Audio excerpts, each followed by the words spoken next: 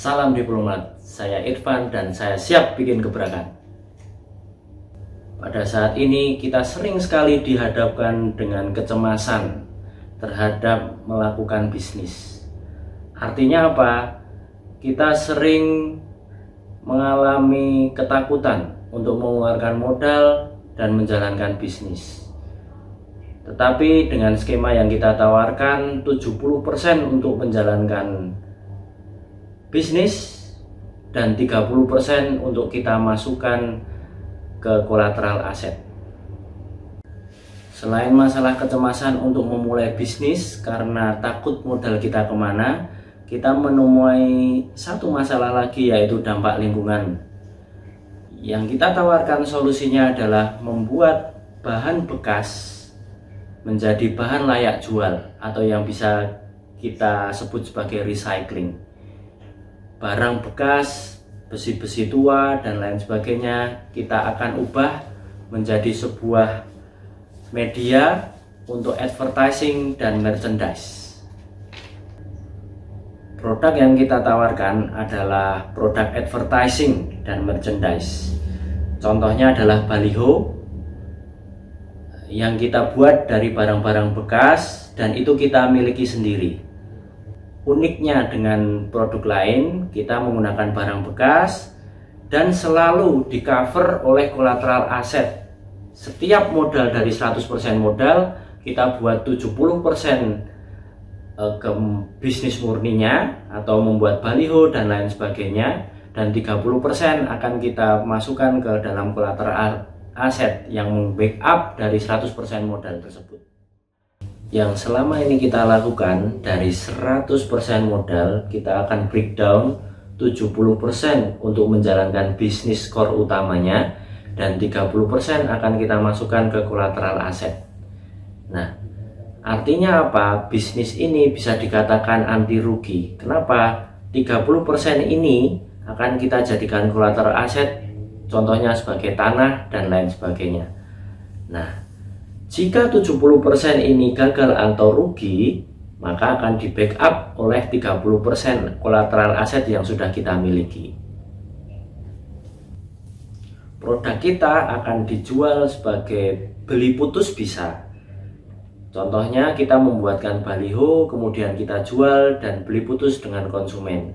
Itu yang pertama. Yang kedua, kita bisa menyewakan baliho-baliho yang kita miliki sendiri kepada konsumen. Selain itu, kita memiliki revenue stream lain terhadap 30% kolateral aset yang sudah kita miliki. Contoh, bila kita memiliki kolateral aset 3 atau 4 kafling, kita akan bisa jadikan itu sebagai perumahan yang bisa kita sewakan dan nantinya kita jual jika terjadi sebuah kerugian terhadap lingkungan bisnis kita. Produk kita menyasar ke konsumen-konsumen perusahaan. Artinya produk kami biasanya dibeli oleh perusahaan-perusahaan yang membutuhkan advertising, terutama advertising offline. Contohnya seperti baliho, umbul-umbul dan lain sebagainya.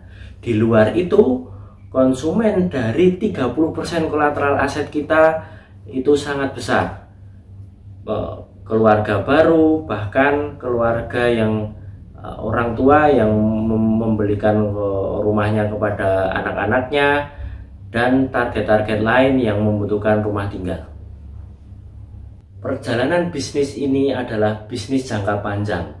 Maksudnya adalah bisnis yang kita miliki sendiri atas aset yang kita miliki sendiri. Artinya apa? Baliho itu kita miliki sendiri dan disewakan ke konsumen. Itu 70% dari bisnis utama.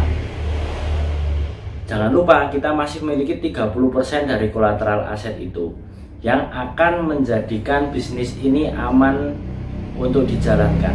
Contoh, dari 1 miliar kita breakdown 700 juta untuk menjalankan bisnis advertising dan merchandise dan 300 juta untuk membelikan aset perumahan atau tanah.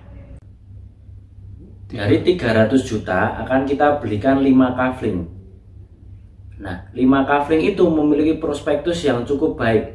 Contohnya, 5 kafling itu kita akan bangun per rumah kita akan jual sekitar 300 jutaan.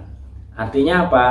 Dari kolateral aset 30% tadi atau 300 juta tadi, prospektusnya akan menjadi 5 kafling dikali 300 juta atau satu rumah hargain 300 juta. Artinya 1,5 miliar. Nah, dari 1,5 miliar itu 500 juta untuk membangun rumah. Padahal modal yang kita keluarkan awal adalah 1 miliar. Artinya apa? Semua modal full akan tercover dari kolateral aset 5 kafling senilai 1,5 miliar tersebut. Oke, kesimpulan yang bisa kita tarik artinya bisnis dimulai dengan keamanan aset itu akan berdampak nyaman sebagai pelaku bisnis yang biasa kita sudah lakukan, yaitu pasti menggunakan skema 70-30%. Selain itu, kita juga membantu mengurangi dampak lingkungan yang kita sebabkan atas dilakukannya bisnis itu dengan cara recycling tadi. Nah, kita juga akan membantu mengurangi dampak lingkungan yang santer akhir-akhir ini dibicarakan karena membuat atau melakukan bisnis mengotori lingkungan dan lain sebagainya. Karena istilah recycling ini kita bisa membantu masalah di dampak lingkungan itu. Contoh dari besi-besi tua, barang-barang bekas, kita akan mengubahnya menjadi barang-barang yang layak jual dan layak pakai. Terima kasih.